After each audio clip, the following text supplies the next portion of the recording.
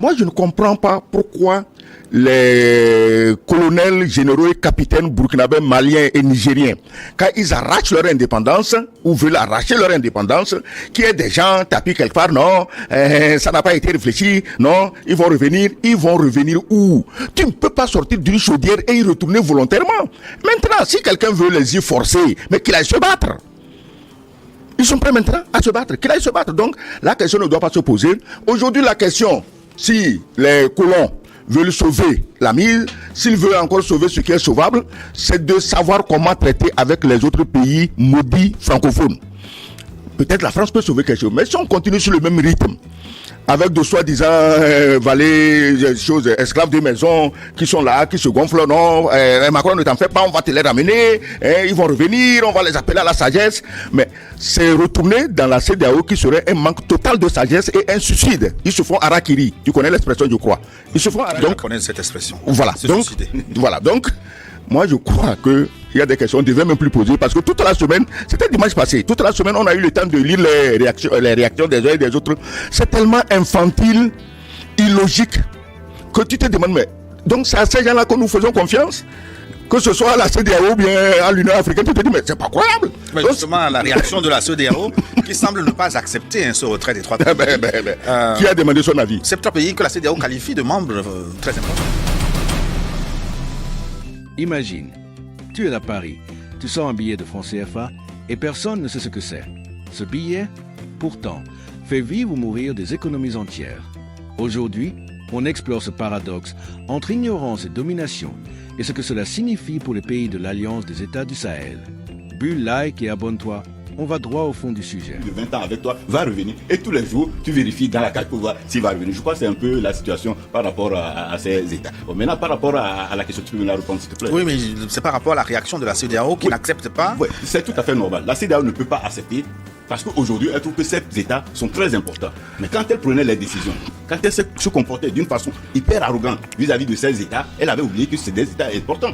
Et donc les voilà devant leurs responsabilités.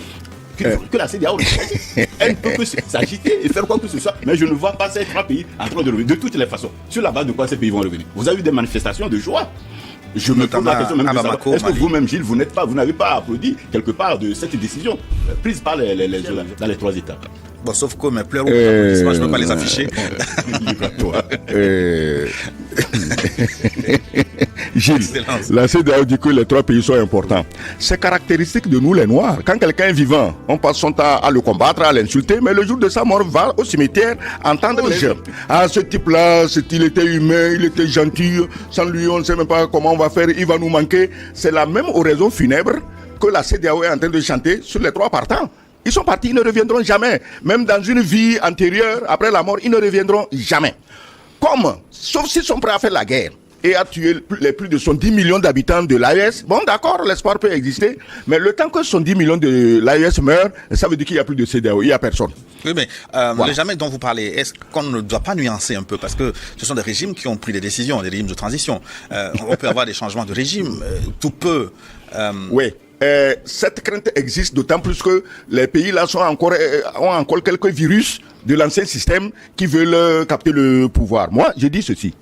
Si c'est les officiers là qui s'agitaient et prenaient des décisions, je craindrais ce que tu dis. Mais aujourd'hui, c'est les populations. Plutôt s'il y a un des officiers qui dit qu'il retourne à la CEDEAO, le peuple va le débarquer immédiatement, surtout pas les Burkinabés, ni les Maliens, mais ils ont payé le prix du sang.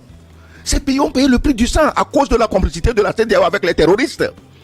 Comme vous avez des forces en attente qui ne combattent que vos frères sous précédent de coups d'État, pendant que les terroristes sillonnent la savane, tuent, égorgent, pillent et vous ne dites rien. Ces pays ont payé le prix du sang. Ils connaissent la valeur du sang de leurs soldats, de leurs enfants, de leurs femmes, de leurs vieilles, de leurs vieux qui sont morts. Et il n'est pas question de piétiner la mémoire de ces gens en retournant dans la CEDEAO. La CEDEAO aime les terroristes, elle les soutient pour tuer Maliens, Burkinabés et Nigériens, tant mieux. Ils sont partis. Si la CEDEAO veut elle-même, qu'elle vienne leur déclarer la guerre, puisque l'idée était déjà sur le tapis. Les grands guerriers avaient déjà mobilisé des soldats et l'argent. Ils n'ont qu'à aller. C'est quoi que c'est l'argent et quelques fusils qui vont soumettre ces peuples courageux, ces peuples guerriers depuis des centaines d'années. Mais ils n'ont qu'à aller. On les attend. Et puis, par exemple, je crois que cette question me rappelle un média comme RFI. Je crois qu'il faut voir un peu la campagne médiatique autour de la question. Depuis que le problème s'est posé, on cherche à savoir quels sont ceux qui sont du courant négationniste. par rapport à la question, ceux qui ne sont pas d'avis. Et on pose le problème en ce sens que ce sont des autorités de transition. C'est les mêmes autorités de transition qui ont fait partie de l'ambassadeur de France à Niamey. C'est les mêmes autorités qui ont fait quitter l'armée française. Et s'il y a un bonheur aujourd'hui, c'est les mêmes autorités de transition qui amènent ce bonheur. Je crois que c'est un langage qu'on ne doit plus tenir en tant qu'Africains. Ils ont la responsabilité du pays, ils savent dans quelle direction mener le pays pour que le pays se porte mieux. Ils sont arrivés pour une mission donnée, ils sont en train de proprement cette mission, et vous voyez les acclamations du public, vous voyez les acclamations, et ça fait penser d'ailleurs à cette image de sanction que prend la CEDEAO. Et pour dire que quelque part sur ce continent, il y a même des coups d'État qui ont plus de beauté, qui ont plus de charme que des élections démocratiques. Et dans les médias dont vous parlez, on semble souffrir à la place des populations du Sahel, à qui on promet des lendemains difficiles après la sortie de la CEDEAO, des tracasseries douanières, etc. J'ai écouté quelques crétins de certains pays très développés de la sous-région qui menacent, vous allez payer la carte de séjour, vous allez payer ci, vous allez payer ça. Mais je ris, je dis, mais pourquoi nous ne faisons pas un petit effort de connaître l'histoire, notre histoire récente? La CEDEAO est née en 1975. Est-ce qu'avant 1975, il n'y avait pas des Nigériens, Maliens, Burkinabés au Bénin, au Ghana, au Togo, en Côte d'Ivoire, au Sénégal? Ou vice-versa, les ressortissants de ces pays ne vivaient-ils pas dans le Sahel? De quoi on les menace, ces peuples? Rien, personne ne fera rien. Je dis ceci, s'il y a un des pays qui se met à matraquer les ressortissants de ces pays, le régime en place, il va tomber. Non pas que c'est les ressortissants qui vont le faire tomber, mais c'est ses propres ressortissants, parce que les Sahéliens qui vivent dans nos pays, ils travaillent dur. Il y a des pays qui n'auraient plus une plantation si ces Burkinabés, Maliens, Nigériens n'étaient pas là-bas. Donc, si vous dites non, tu dois payer combien de millions pour avoir la carte de séjour à la frontière, on te fatigue, mais vous vous fatiguez vous-même. C'est déjà, ils ne sont pas mendiants. Je laisse de côté les petits enfants qui mendient au carrefour. Eux, vous pouvez les chasser. Ils n'apporteront rien. Bon, spirituellement, c'est une autre question. Mais le Burkinabé, le Malien, le Nigérien, vivant dans un de nos pays côtiers, mais Dieu seul sait comment ils travaillent. Moi, je les vois chaque matin.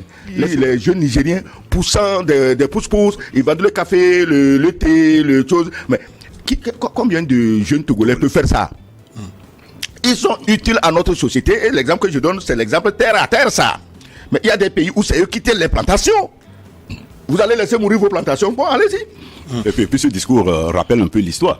En 1958, quand Sékou Touré avait dit non à la France a dit ok, ils ont tout pris. Jusqu'au dernier comprimé de Nivaquine dans les hôpitaux de Conakry. Et on a dit que la Guinée allait disparaître. Ils ont tenu dur, la Guinée existe toujours. Et donc je crois que c'est des propos pour créer un certain traumatisme dans les esprits, dans les mentalités, pour voir est-ce que le peuple va se soulever, puisque c'est ça leur objectif, pour essayer de mettre du grain de sable dans les transitions. Mais certains cadres ont quand même argumenté au Mali. J'ai écouté l'interview de l'ancien Premier ministre Moussa Mara, oui, qui ne voit pas d'un bon oeil cette sortie de la CEDEAO.